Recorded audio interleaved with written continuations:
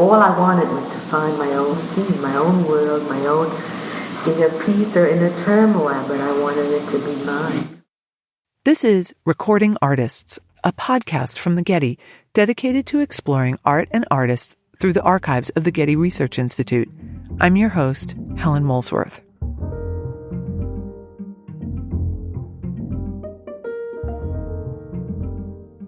In this season, we focus on audio interviews with 6 women artists whose lives span the 20th century. These recordings were made by the New York-based art critic Cindy Nemser and art historian Barbara Rose. Most of these interviews come from the 1960s and 70s, in the midst of the civil rights movement and the feminist revolution. Hearing these artists, in their own words, talk about their work and about their experiences as women making art is a revelation. This episode focuses on Eva Hesse. Cindy Nemser interviewed her in January 1970. Hesse was 34 years old. I asked artist Mary Weatherford and University of Chicago-based art historian Darby English to listen to these tapes with me. Mary's mixture of painting and sculpture stems directly from Hesse's work, and Darby is an art historian who pays close attention to language and description, especially when things are hard to describe. Eva Hesse was one of the most innovative and beguiling artists of the 20th century. She is the kind of artist other artists swoon over, the kind they steal from, copy from, and learn from. Her ambitious body of sculpture has given several generations of artists the permission to experiment. During her lifetime, she shared close friendships with her artist peers in 1960s New York, namely Sol LeWitt, Bob and Sylvia Mangold, and Mel Bachner. Hesse was also married to a fellow artist, the sculptor Tom Doyle. Given this, I suspect she may have always been the kind of artist other artists admire. Hesse's life story was marbled by tragedy. Born in 1936 in Hamburg, Germany, Eva and her older sister Helen were put on a children's train in 1938 in order to escape Nazi aggression after Kristallnacht. Luckily, the children were reunited with their parents in Holland, and the family was able to secure passage on a boat to America in 1939. Once in the United States, they became New Yorkers. The rest of her family, her grandparents on both sides, as well as aunts, uncles, and cousins, did not survive the Holocaust. When Eva's mother learned of the death of her parents in a concentration camp, she committed suicide. Eva was 10 years old. By the age of 16, Hesse was attending Pratt, already committed to being an artist. She didn't like the instruction and dropped out of school, but 2 years later she found herself enrolled at Cooper Union, where she thrived, as she did a few years later at Yale's legendary art school under the tutelage of Joseph Albers. By 1960, she was an active member of the downtown New York art scene, and she was married to a prominent member of that circle. Although Hesse is now the bigger name, at the time of their marriage, Tom Doyle was the star in their artistic union. His reputation far outshone hers, a story typical for women artists of the period. Her career would only last 10 years. In 1969, she was diagnosed with a brain tumor, which took her life 1 year later. Cindy Nemser interviewed Hesse in January 1970, a few months after Hesse's operation and just a few months before she would die. Nemser's tape is a rare recording of Hesse's voice, quite possibly the only one. It's unclear how much each of them understood about Hesse's prognosis. It's notable that this interview is one of Nemser's longest, and even Hesse notices that Nemser is uncharacteristically ill at ease. Even you're nervous. I am. I'm very nervous. I really am. Was Nemser nervous because of Hesse's growing reputation? Or because she knew, unconsciously or not, that she needed to get as much down on tape as possible? That this interview needed to be good, because she might not get a second crack at it? Hesse says she feels tired several times during the interview, but Nemser doesn't stop until Hesse's third entreaty. I can't say I blame her. I've been in a similar situation. It's a very ambivalent moment. You know the person is ill, and you both know and don't know that they might die. You want to release them from the interview out of human compassion, and you want to keep going, because there is something gnawing at you to do so. To my ear, Nemser sounds different in this interview than she does in the others. I got the sense that she is really trying to keep Hesse on the line, so to speak, to keep her talking despite her forgetfulness, her fatigue, and her somewhat circular approach to questions. And Hesse herself seems infused with a kind of pathos. When Nemser encourages Hesse to talk about the fugitive lifespan of some of her materials, she had been working in rubber and latex, Hesse seems aware of her mortality. I have this partial thought about, it's not very clarified in my own mind, maybe, and also interesting how life and art merges, because I've been so sick where I could have, died all the time. That whole idea of art, making something last, is put in another position. And I'm not sure what I feel about it. If it matters, it probably shouldn't matter. But I'd like to try the rubber that will last. I think I'm getting confused because it's two very, very different but big issues. Even though Hesse had a truncated career, her work nevertheless had distinct periods, during which she worked through similar problems in different materials. Her first show in New York was of exuberantly colored drawings of arrows and geometrical shapes that skitter and dance around the page. Relatively soon after this exhibition, Hesse returned to Germany for the first time since leaving as a child. Her then-husband, Tom Doyle, had been invited by a German industrialist to come and set up a studio in a derelict textile factory. From start to finish, the trip filled Hesse with great apprehension. Nevertheless, while in Germany, she developed a set of relief sculptures that used the detritus laying around the abandoned factory, namely leftover bits of hardware and ropes and cords, which she painted in meticulous color gradations. These works move some of her ideas from the realm of drawing into the space of sculpture. I started working in sculpture when we lived for a year and a half, an unusual kind of Renaissance patronage in Europe. I had a great deal of difficulty with painting and never with drawing. So I started working in relief. And the ropes that now is so commonly used, started by the drawings became so linear. Mm-hmm. And I would vary the chords. And I would start with three-dimensional boards, and I would build them out with paper mache or some kinds of soft materials. When I came back to America, I varied the materials further, and then it just grew. Then they came from the floor, the ceiling, the walls. Then it just became whatever it became. Even though her use of cord was an extension of her linear drawings, the way she coiled and wrapped these cords led to biomorphic shapes that were highly suggestive of body parts, breasts, eyes, and knees. All of a sudden, her work was neither drawing nor sculpture, but some sexy tactile situation in between the two. This is why Mary Weatherford opted out of defining Hesse as a sculptor. I think of her more as a maker. I mean, she's always called a sculptor. She did plenty of things that hang on the wall.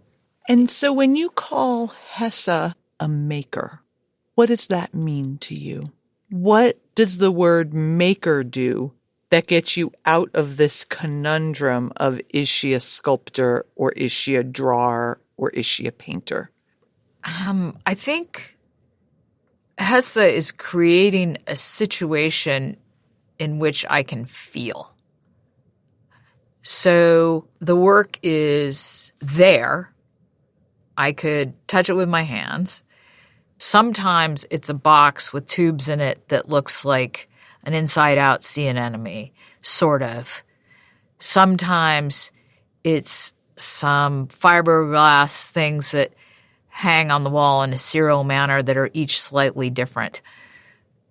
I find myself in a situation where I come to something that Eva Hesse made, and it fires certain things in my brain that, to me, are interesting and pleasurable. When Hesse returned to New York from Germany, minimalism was in full fever. Hesse, ever responsive to her environment, bled the color out of her work and made a set of graphite drawings of circles on graph paper. Highly repetitive and obsessive, they were her response to minimalism's elimination of color and reduction of form. Soon, however, she had a major breakthrough in both scale and material. She seemed to seize on the pleasure noted by Weatherford, and in a manner that might be seen as antagonistic to the high seriousness of minimalism, she deployed her deeply humorous and material-based sensibility to make one of the most beguiling objects of the 20th century, hang-up. Hang-up is widely considered to be one of Hesse's most important works, and it is almost always on view at the Art Institute of Chicago. When I am in Chicago, I always go visit it, and it has never failed to surprise me with its exuberant sense of joy. I asked Mary what she thinks of hang-up. Shocking. Why? In its ridiculousness. It's something that is as if in a dream, but something that's impossibly exaggerated. And for people who haven't seen it, it's a large frame with a animated line that comes out into the space of the viewer, boing out into the space and goes back into the frame. And so it has a kind of the impossible animation that occurs in dreams where you go, oh my God, I dreamed I could fly. So you come around the corner and you see it, and there's a sort of surprise that happens. I asked art historian Darby English if he could describe hang-up from memory. Hang-up is a roughly 5.5 foot square construction, open construction, some armature, I forget the material, has been wrapped by Hesse in canvas, padded first to a depth of, I would say, 3.5 inches, wrapped in canvas and painted in grayscale all the way around. At roughly 10:30 and 5 p.m.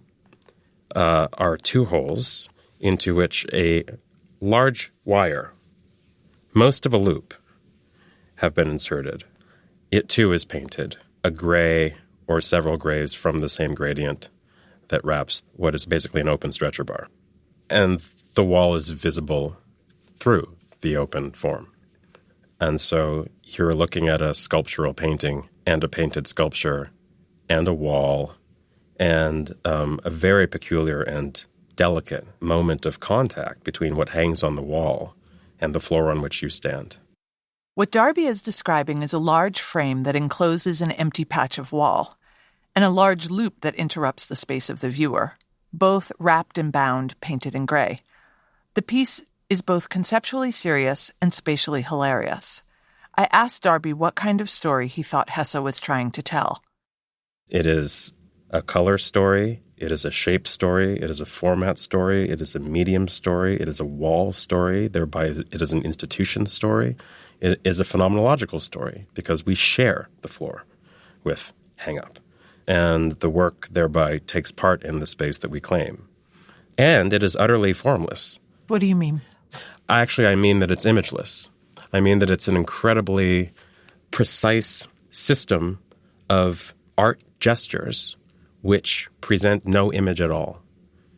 And the absence of image is every bit as palpable a presence as all the material factors that I just described as comprehensively as I could. And now, let's listen to Hesse describe it, although the audio is a little hard to hear. This really is an idea piece, I think. And it's very strong, and it's absurd when you see it. It's almost primitive in its construction. It's very naive in the way it's constructed, because I really did it. But these words are long, I know, but I mean, it has a kind of a depth, and I don't always achieve. And that's the kind of depth or soul or absurdity or life or meaning, feeling or intellect that I want to get to. And I think it's a very honest piece. It's also the extreme, it's That's also I like it and don't like it. It's so absurd to have out of that structure this little thing come out here and there. And it comes out a lot. It's like 10 feet out or 11 feet out. It's ridiculous. I mean, it's the most ridiculous structure I think I've ever made, and that's why it's really good. I mean, it's this ridiculous form coming out of nothing. And what's it coming out of? It is coming out of something, and yet nothing, and this is holding, is framing nothing. And then the whole thing is gradated. Oh, more absurdity. Hesse uses the word absurd 28 times in the course of this interview, and 6 times in describing Hang Up alone. I asked Darby English what he heard in Hesse's account of Hang Up. So much of what she is saying is tentative and unsure tonally, but the words are very precise. The words are the words of someone who clearly has been speaking English in a very educated context for her entire life and knows that she's speaking as an artist who made something about the thing that she made. For all of the saying that she's doing and for all the precision and the weight of the words that she's using, we don't really get much from her in the way of description. We get a lot of evocative language about how the attempt to make Hang Up looks in retrospect and how you might feel when you look at it. Absurd is a word that's chosen willfully and used repeatedly. What's fascinating about Hesse and the word absurd is that she also uses it to describe her life. The tentativeness that Darby hears in Hesse's account of Hang Up is not the same as when she talks about the absurdity of her life, where her tone becomes more emphatic. My whole life has been absurd. Nothing ever was normal. And the extreme traumas, personal, health, family, war, economy, health, sickness, to my art and my working there in school, my personal friends. That just in life. Then in art, it can't be separated from me because my life was so extreme. Art being the most really important thing for me other than like existing, staying alive. And I could never really separate them. And they became closer enmeshed. And absurdity is the key word. Throughout our conversation, Darby often wanted to protect our interpretations of Hesse's work from the tragedy of her life. Basically, he didn't want her life to pathologize her art, a fate particularly available to women artists. And yet I still wanted to know what he heard when Hesse described her life as absurd. Absurd, valences of, uncontrolled actions and their consequences, which is, of course, a precipitate of hysteria, which is a quintessentially female domain in 20th century society. Hesse both knows this and is smart about it, and is also someone who is honest about the fact that she has a life full of symptoms. And I think it must have been very difficult to be smart and modern about this and actually have a life full of symptoms. It's like you don't just stop making things because there are too many symptoms happening in your life. And, you know, that's an absurdity, you know, having to live both, having to live under a kind of symptomatic regime and having to keep making your art, no matter what, for as long as you had. Part of what makes Hesse so extraordinary is that the art she produced in the face of the absurdity of her tragic life was never sentimental or hysterical. In other words, her work never seemed like a symptom of her tragedy. The other thing Hesse's work shied away from was any participation in specific art movements. She wasn't concerned with the new pictorial language of abstract expressionism or the sculptural grammar of minimalism. Instead, she was struggling to make a new form, and as such the critics were stumped for language. One effect of Hesse's innovations was that she made abstract work that seemed to teeter on the edge of having explicit content without ever quite going there. Listen as Nemser struggles to define what's happening. How do the soft materials relate to the content of your work? Well, supposing we talk about the content before we get into Supposing you clarify what you mean by content. Hesse's challenge to Nemser to define what she means by content is typical of artists who work abstractly. They tend to be skeptical about the category. Here's artist Mary Weatherford. Content. I really don't like talking about content. I don't care about content. Why not? I mean, I might regret saying this. I don't even know what content is in a painting. My God, are you crazy? Like, what is the content of Eva Hesse? Like, the content is infinite. That's why it's a piece of art. And that content changes over time, depending on the person who is experiencing it. In her interview with Hesse, Nemser pushes on and tries to clarify what she means about the content in Hesse's work, even though you can feel her discomfort. I noticed that your work, it has to do with sexual impulses or organic feeling. I feel it's sort of anthropomorphical, and I don't know if I said that right, but anyway, in any sense. I mean, how do you talk about that? I'll try. It's not a simple question for me. First, when I work, it's only the abstract qualities that I'm really working with, which is then, say, the material and the form it's going to take, and the size and the scale and positioning, where it comes from, the ceiling, or if it lies on the floor. However, I don't value the totality of the image on these abstract or aesthetic points. For me, it's a total image that has to do with me and life. It can't be divorced because as an idea of composition or form, I don't believe art can be based on that. So that it is inevitable that it is my life, my feeling, my thoughts, and they are very complex. I'm not a simple person. And if I can name content, then on that level, maybe it's the total absurdity of life. When I played this clip for Mary Weatherford, a native Southern Californian, she started to chuckle, and I assumed it was about Hesse's use of the word absurd. It turns out I was wrong. Why are you laughing? The accent. Her accent is so great. Uh-huh. Yeah. That's so funny. I don't even think it's that pronounced. Do you think I have a New York accent? Uh-huh. Regional differences aside, the question remains, how do we talk about the complexity of Hesse's work? Nemser clearly feels a sexual pull, but Hesse won't acknowledge it head-on.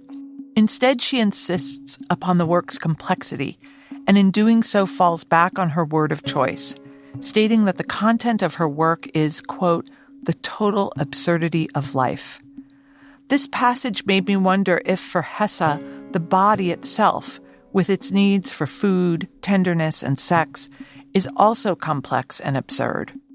Certainly in the days of minimalism's austere surfaces and cool affect, there wasn't a lot of room to talk about the body and all of its vicissitudes. But that didn't mean that the young artist looking at Hesse's work couldn't feel it. Mary Weatherford. As a young woman, as a 19-year-old, I could understand how the work was made. And it was incredibly sexual. I understood that. So my body became more important. If I see some breasts on a wall with strings hanging out of them, and I know a lot of money's been paid for it, and people are writing about it, people are thinking about it, my breasts are more important than they were 5 minutes ago. The sexuality of her work was incredibly important to me. And it was the thing that wasn't spoken about. It was there in your face. but it was talked about as if it were Solowit. And I loved that. Weatherford registers the importance of Hesse's introduction of the specifically female body, some breasts on a wall, and how that opens out onto the possibility of sexuality. When Mary says it was both in your face and something you didn't talk about, that struck me as analogous to the problem of being a woman artist. It both doesn't matter and it means everything at the same time. It's both in your face and you can't talk about it. One of the things I hear in this back and forth over the problem of content is how difficult it is to balance the abstract qualities of Hesse's work with how the work makes people feel, both in their bodies and in their minds. Hesse's work is often really sexy and really funny, but when you try to explain why, the effect starts to disappear. It's similar to how when you begin to recount a dream, the images evaporate before you get the words out. I asked Darby English how he navigates this quality of Hesse's work. I mean, how do you square the abstraction and the profound formal inventiveness of Hesse with this other kind of almost body sexuality that runs through her body of work? Yeah, I think I don't square it. I think not squaring them is the strategy I go to for dealing with the, well, what do you call this? Dealing with the conflict. It is a conflict, it's a paradox, it's all of the things that we say to signify hard to figure out. This quality of the paradoxical or the conflictual seems completely germane to Hesse's approach, and it seems related to the problem of being a woman and an artist. Hesse's desire to keep things abstract and have them be sexy and bodily feels like one of the ways she is managing the tension inherent in the phrase woman artist, where woman implies a gendered world and artist implies a world free of gender's restrictions.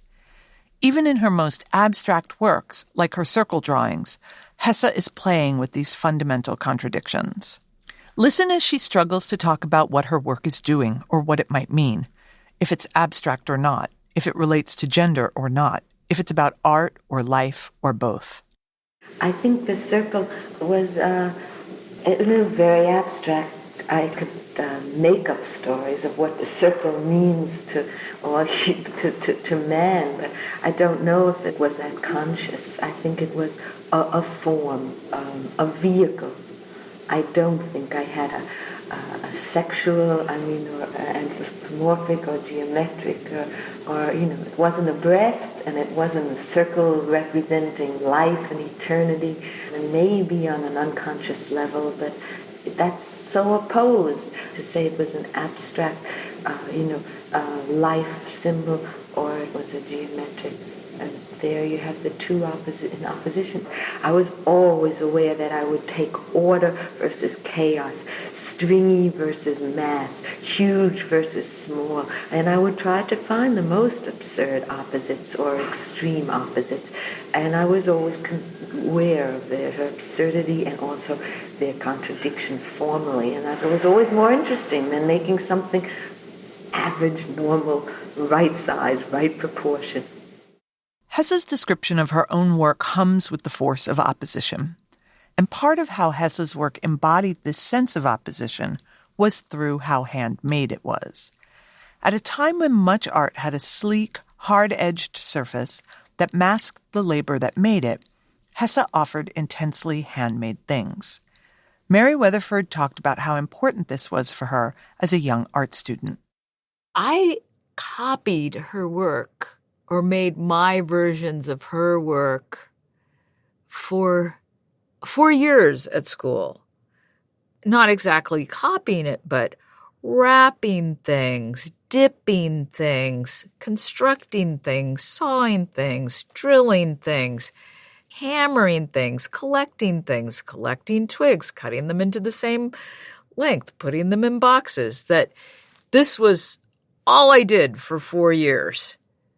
I think the reason it's was so compelling to young artists is the way it's made is so obvious. There's no mystery to it. If you looked at a Pollock, and I'm trying to pick something that you would think there's no mystery to it, but you go, you try and make a Jackson Pollock. But do you know what? You could probably make yourself an Eva Hesse. You could copy one. Pretty close. It strikes me that this, too, is absurd in a way. That the artist so revered by other artists is an artist who ensures that her process is available for everyone to see. That the artist so revered is the artist most easy to copy. There's a vulnerability and a generosity in this. It's as if Hesse's commitment to showing you her cards up front is a form of radical honesty. Honesty about how difficult and joyful life is, how abstract and tangible the world is, honesty about the ultimate fate of all things. Throughout the interview, we've heard Hesse blur art and life. When pressed again for how her materials might hold up over time, she ultimately waxes existential. Because I am conflicted, because part of me feels it's superfluous if I need a rubber to use. That's more important, and life doesn't last, art doesn't last. It doesn't matter. Life doesn't last, art doesn't last, it doesn't matter. This feels like it could be cynical, but in this idea, Hesse seems to find freedom. And the freedom she finds is the permission to use the materials she needs to use to figure out whatever problem she has to solve. I started to get the sense in listening to Hesse that the studio was a place where, because life doesn't last and art doesn't last, she could do whatever she wanted, no matter what the outcome was. Curious about Hesse's sense of freedom, I asked Mary Weatherford what it is about art that feels so necessary for artists. It is something that has to be done. I've thought about this a lot. It's what I've found that, I don't want to say makes me happy, but it's what I need to do to live. My time in the studio, my time with my paintings, it's a place where I can fail. It's a place where I can succeed. I can set limits for myself. I can take away those limits. I can raise the bar. I can demand things of myself. I can let myself off the hook. So the process of making the work, it's like life, but contained. This sense of permission to fail, permission to explore, permission to follow one's own questions is central to Hesse's project. In the wake of great personal and historical tragedy, she was brave enough to become an artist. She was brave enough to strike out on her own, to try and find a way to make objects that muddled the categories of painting, sculpture, and drawing, in a way that conveyed the equally blurred categories of art and life. And she was brave enough to make work that didn't look like anyone else's. I know art history. I know what I believe in. I know where I come from or are related to, or the work that I've looked at that I really personally am convinced by and feel close to or connected with or attached to. But I feel so strongly that the only art is the art of the artist personally. Is truly as much as possible for himself, by himself. It's impossible to be isolated completely, but my interest is in finding solely my own way. What does it mean to be an artist and to want to go solely your own way? What does it mean to not want to be part of the movement of your peers? I find this particularly poignant given how many of Hesse's works are not in fact solitary, but are made out of the repetition of tens, if not hundreds of parts. She tended to make things that didn't stand on their own. They often had to be suspended from the ceiling or propped up on a wall or hung from a hook. Was her desire to stand apart, to be alone, also part of what was absurd for Hesse about life and art? These questions reminded me of something else Darby English said about Hesse's use of the word absurd. No one feels absurd about the same things. The same thing that never strikes everyone as absurd the same way. That keeps the artist's discourse about the thing as open as the thing itself. I think that's incredibly brilliant. I think both Darby and Mary share this sense of Hesse's work being open and multivalent, and it's a huge part of her importance for them. Her work is trying really hard to be as open a field as possible. Hesse's playing with materials and forms, as well as the space of the studio and the museum.